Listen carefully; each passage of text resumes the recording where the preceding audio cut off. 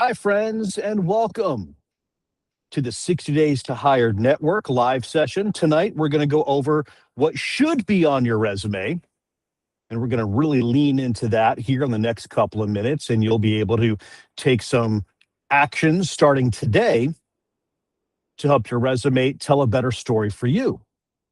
Now, thank you for joining, and you can be joining us live here on the Skool 6 Days to Hire Network community. Or you can also be joining us on YouTube. And if you're joining us from YouTube, below the video, there is a link to the 60 Days to Hired network. This is a free community of people just like you looking to make a difference in their career, find the job that makes sense, and earn the money and enjoy the life that we all deserve. You can also get content like this from my newsletters on Substack under the Marketing Professor and on Medium. I write articles every couple of days under Jason Small here. Give those a search. All right. So what do you say we lean into? Let's talk a little bit more about your resume and what should be on your resume. And this is going to go deeper than the things like your contact information and things like that. One of the things we have a tendency to do is to try to put too much on our resume. And perhaps that's another session. We can go really deep into that. But one of the things I want you to keep in mind is that, and take a really good, humble look at your resume. What you probably have on there right now is your name, the job titles that you've held, and the responsibilities you've had. And that's a good start, but it's really not going to help you to stand out. One of the things we've been talking about over the past couple of weeks is identifying your unique selling propositions, the 2, 3, or 4 things only you can share to get people really excited about hiring you. But you need to tell that story on your resume. And this is something I want you to keep in mind, that your resume is a document that tells your career story. So when somebody looks at it, and a lot of hiring managers, 3 to 5 seconds, okay? Excuse me. This is an opportunity for you to really shine. But this is why just putting your job description and your particular responsibilities is not really the best thing. Here's an example. When I was in college, I lived in Florida, and I would go home from Southern Illinois to Florida, Fort Walton Beach, and I'd work at an Olive Garden. I don't know if it's still there. I haven't been back to that area in more than 2 decades. But on paper, some of my responsibilities were serving food, bussing tables, getting drinks, and providing excellent customer service.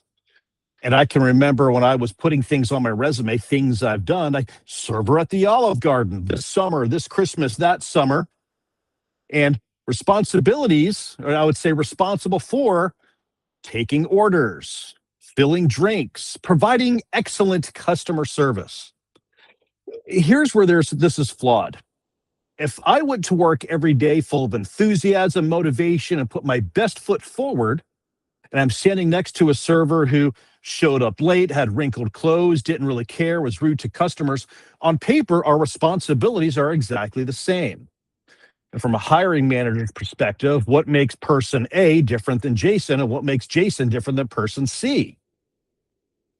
So what you really need to lean into is what a business is actually hiring. And they're not hiring your past job titles, and they're not hiring your past responsibilities.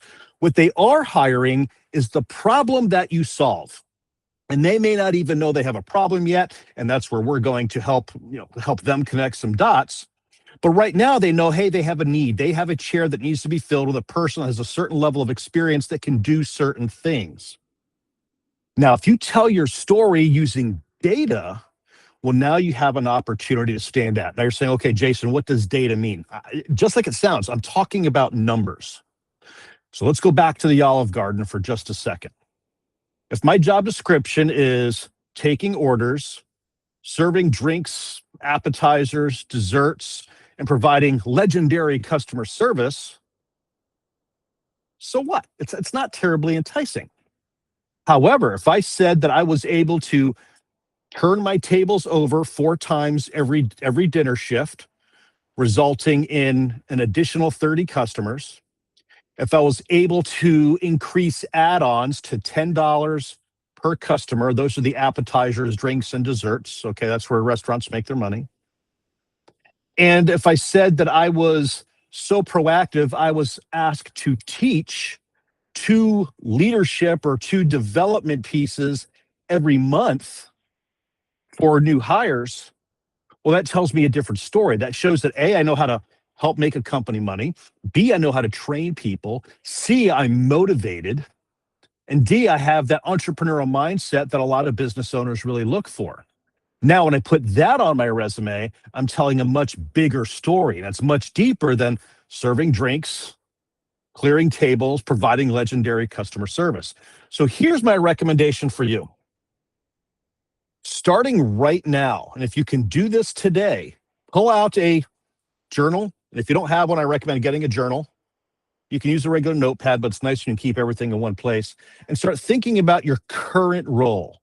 What kind of story can you tell using numbers? Were you able to save a company money? If so, how much? That number needs to be on your resume. Was it $20 per head? Was it $1 million in the quarter? Were you able to save a company money? B, were you able to make them money? Maybe you created an initiative that resulted in an extra $500,000 being sold. Okay, that's important. Maybe you designed a training program that reduced turnover, and as a result of that turnover reduction, improved profitability by 10%. Maybe you work in the recruiting space and you need to talk about how many candidates you were able to place over a course of time. 3 candidates a day, 2 candidates a week, whatever that number is. Share that data, because those numbers, those are the things that are going to make you truly unique and help you to stand out from anybody else that's applying for the similar job title. Because remember, you're attracted to the job title, but you want them to be attracted to you, not just the person who can fill the job title. Even better, from a hiring manager standpoint, if they know that you've got a particular job title, let's just call it head waiter, all right? But you have the ability to do the head waiter things and everything else, even things they didn't know of. Now they're going, wow, this guy is what we call a full stack employee. He can do so many things, or she can do so many things. But that data needs to be there, because that's what tells the unique story and helps you, your name on your resume, stand apart from everybody else. And I'll tell you, you put numbers on your resume, and a hiring manager is skimming through a resume. And I do this myself when I'm hiring somebody and I see numbers and percentages and increases and decreases. It makes me pause and go, okay, what's going on here? So today, start tracking your current job and then make updates at least every quarter to your resume. You should have 4 resumes that you save over the course of a year: Q1, Q2, Q3, Q4. But as soon as you accomplish a major milestone, if you led a program today that resulted in $20,000 in an afternoon of sales, I'm just making these numbers up, write this down, go home and add it to your resume.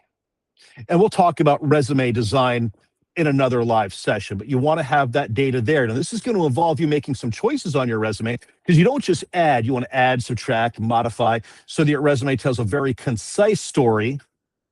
Again, that's a discussion for another time. At one point, my resume was 7 pages long because I was just adding everything.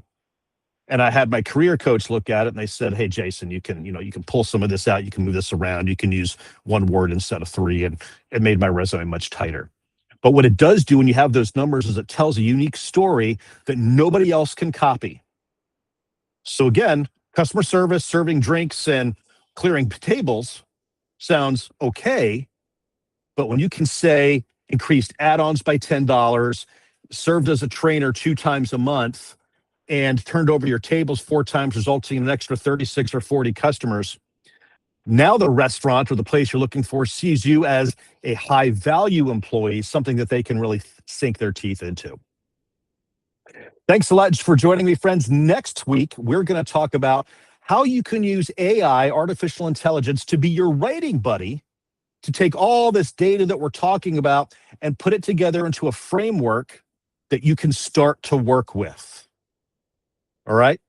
If you know somebody who's in a career that they are just unhappy with, do me a favor, share the 60 Days to Hire Network link with them.